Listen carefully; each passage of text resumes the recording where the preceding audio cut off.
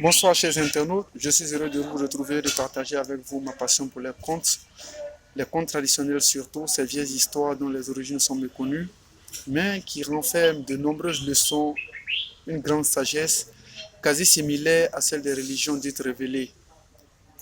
Il se trouve en effet que les enseignements de nos contes traditionnels, les enseignements de ces histoires issues de notre tradition orale sont, j'allais dire, d'une certaine vertu qui ressemble quasi parfaitement à la vertu des religions dites révélées, en l'occurrence le christianisme et l'islam. Fort donc de ce potentiel de sagesse, de ce potentiel de vertu, nous nous engageons à partager avec vous chaque semaine une histoire tirée de notre tradition orale, un conte populaire, à l'effet de partager avec vous des enseignements riches qui puissent vous aider à trouver la voie ou les voies de sagesse, les meilleures options pour mener à bien vos vies, pour mener à bien vos prises de décision, pour toutes les questions relatives à la famille, au travail, aux relations amicales, à tous les domaines de la vie. Ces séances de vidéos, nous avons bien voulu les dénommer Voix du conte, Voix de la sagesse. Et il nous plaît ce soir, pour le premier numéro, de vous relater, de vous narrer, dirais-je, une histoire de la chèvre et de la hyène. C'est la chèvre qui, en gestation, sentant venir le moment de sa délivrance, décide de se rendre un peu plus loin dans la brousse pour mettre bas, en toute sécurité, en toute sérénité. Elle le fit et mit bas pour offrir à la terre deux petits, qui étaient si beaux et si gais. On pouvait les voir courir un peu ça et là, dans la brousse, brouter à l'herbe, si fraîche et si grasse. On pouvait les voir suivre les papillons et les insectes et sentir le vent souffler leurs poils. Et la chèvre elle-même était satisfaite d'avoir enduré ces semaines de stress, de difficultés, de charges. Comme il est grand le sacrifice des mères, comme il est grand le sacrifice maternel pour la perpétuité de l'espèce. Hommage donc à toutes les mamans, qu'elles soient du règne animal ou du règne des humains.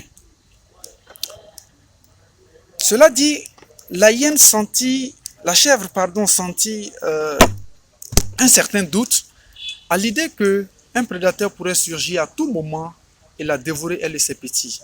Elle décida d'aller encore plus loin dans la savane pour optimiser sa sécurité. Malheureusement pour elle, contre toute attente, elle tomba nez à nez avec la hyène qui, on le sait, est réputée pour sa gourmandise, sa malice et sa voracité. Les petits, ignorant tout du danger qui planait sur eux, continuaient de sauter et de s'amuser.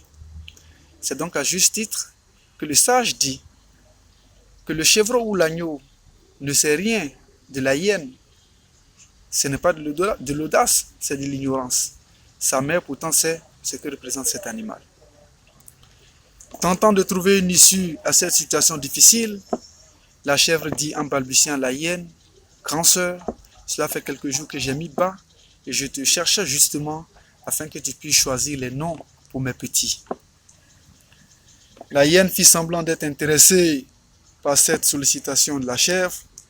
Elle se mit donc sur son séant et dit: « Mettez-vous là, juste derrière moi, le temps que je réfléchisse au nom pour les enfants. » À la vérité, elle réfléchissait aux mille et une recettes pour dévorer cette viande, ce repas qui lui tombait comme du pain béni du ciel directement dans la gueule. Elle se réjouissait à l'idée d'avoir à manger pour plusieurs jours sans avoir fourni le moindre effort.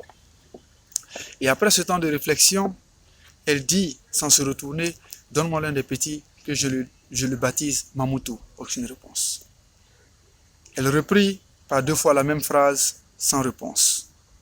Quand elle se retourna, la chèvre avait déjà filé avec ses petits sans demander de leur reste.